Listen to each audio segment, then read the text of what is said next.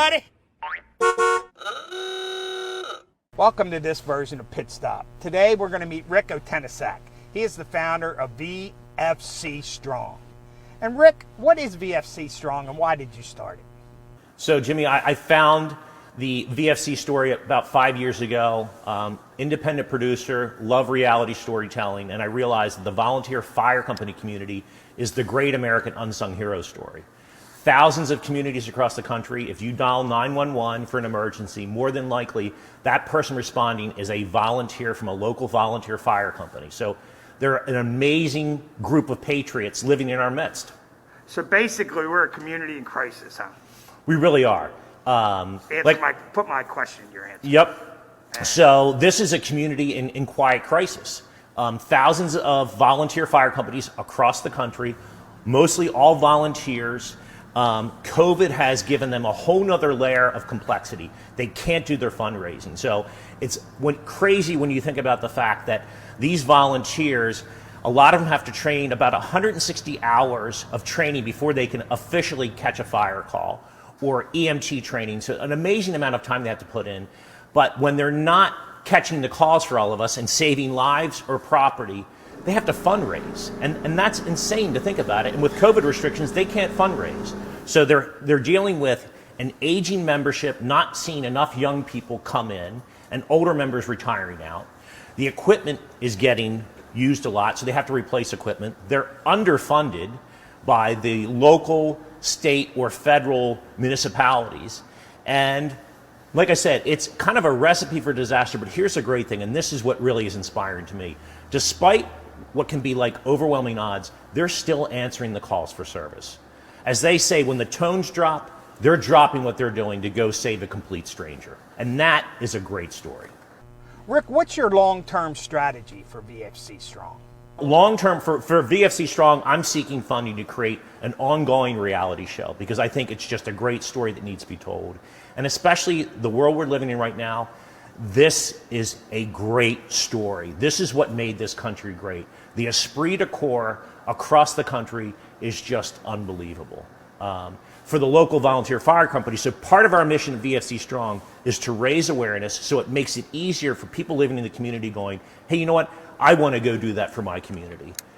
Make it easier for them to fundraise. I definitely think we need to press our elected officials to find more funding to fund, we're talking about emergency services here. This isn't Parks and Rec, this isn't things like that. And those are important programs, but we're talking about making sure that the people that answer our calls for 911 have enough money to come out and save us. And Rick, what are you hoping for? So what I'm hoping, if people see this story, they decide, hey, you know what? I'm going to reach out to my local volunteer fire company and do one of a couple of things. I'm going to go volunteer myself because I want to give back to my community in a really meaningful way. Or I'm going to write a check. I'm going to send them, I say to people, whatever you spend for maybe one big night out on the town, $100, $150, send it to your local VFC. It'll be money well invested back into the community. And then share the story. People need to be aware of what these great patriots are doing in our midst 24/7, 365. Rick, if people want to get in touch with you, how can they contact you? So to follow us, I'm on Facebook at facebook.com/VFC Strong. And also, if you go on Facebook, I bet your local volunteer fire company has a presence too. They need to hear from you.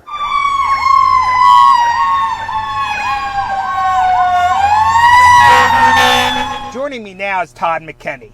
And Todd, how has the pandemic hurt the volunteer fire companies? So since the pandemic, the volunteer fire service has changed drastically. Specifically here in Harford County and around the country, we saw, one, the great need for PPE, which as you can see I'm wearing now, wear your mask. And two, we saw volunteers not wanting to jeopardize themselves because of other other responsibilities such as work and or commitments to other things that they might have in the community, to include their family. They didn't want to endanger themselves. The country has seen a drastic turn down of volunteers across the nation with the fire service. The fire service still is currently covered almost 70%, about 67% of the country is covered by volunteers in the fire service. With that said, that drastic turn has really pushed volunteers down, and a lot of reasons due to workload, family matters, things like that. COVID has not helped either. But there are some positive stories about this too with COVID. We have seen a small surge of volunteers come in that saw the need that their fire company was hurting for volunteers. So they knocked on the door and they started volunteering. Aberdeen Volunteer Fire Company took in 4 people who never even thought about volunteers. They were EMTs from different jurisdictions across the country. They knocked on the door, and with 2 weeks, the Aberdeen Volunteer Fire Company took them in, got them situated and oriented to the Aberdeen Volunteer Fire Company, and they are still riding today. Todd, how can the Volunteer Fire Company help the youth of the country prepare for a career? The Volunteer Fire Department is a great start for anybody's career. If you want to be in the military, if you want to be a firefighter, if you want to be an EMS provider, a nurse, a physician, a PA, you name it, it's a great place to start the Volunteer Fire Service.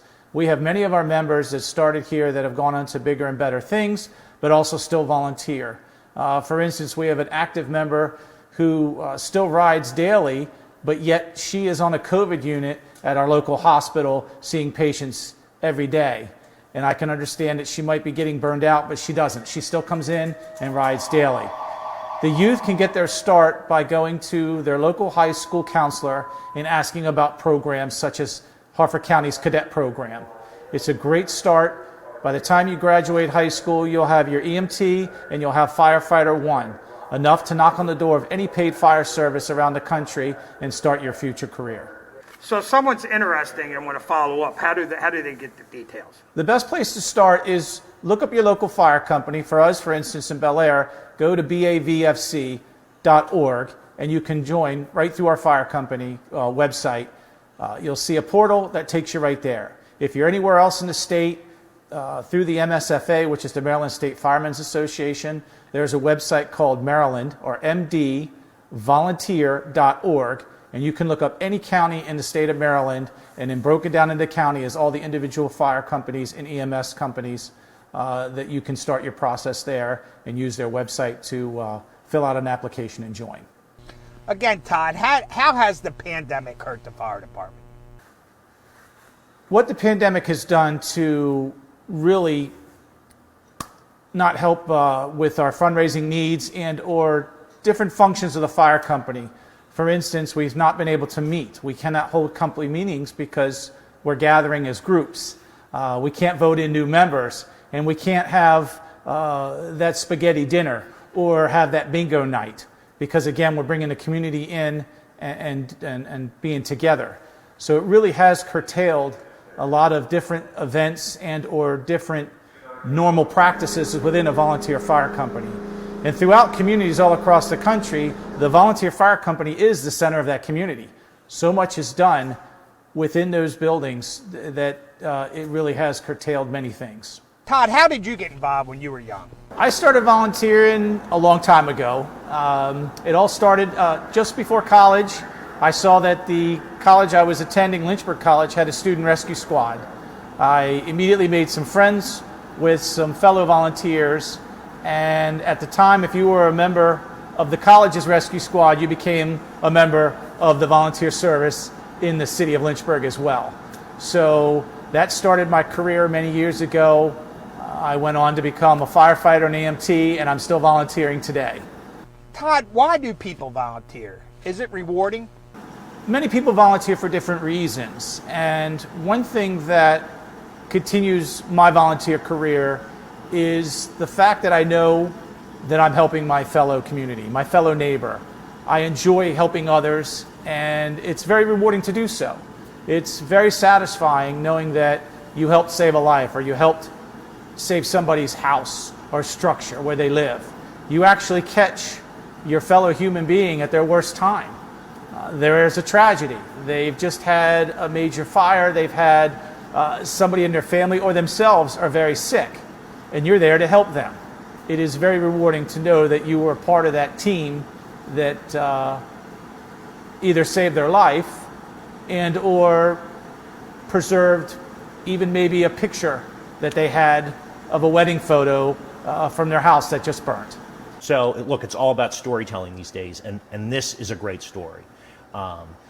It's inspiring to meet the people that are volunteering for all of us to save lives and property. So again, follow us, facebook.com/VFC Strong, and also go to your local volunteer fire company. They'd love to hear from you. They need to hear from you. Thanks for watching this version of Pit Stop.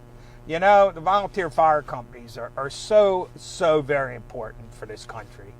And we need young men and women to step forward if they can, volunteer, and maybe make it their career. But when you hit 911, don't you want somebody to show up at your house or your fire? I just want to thank all the men and women of the volunteer fire companies across this country for what they do every day to protect and help us and save our lives.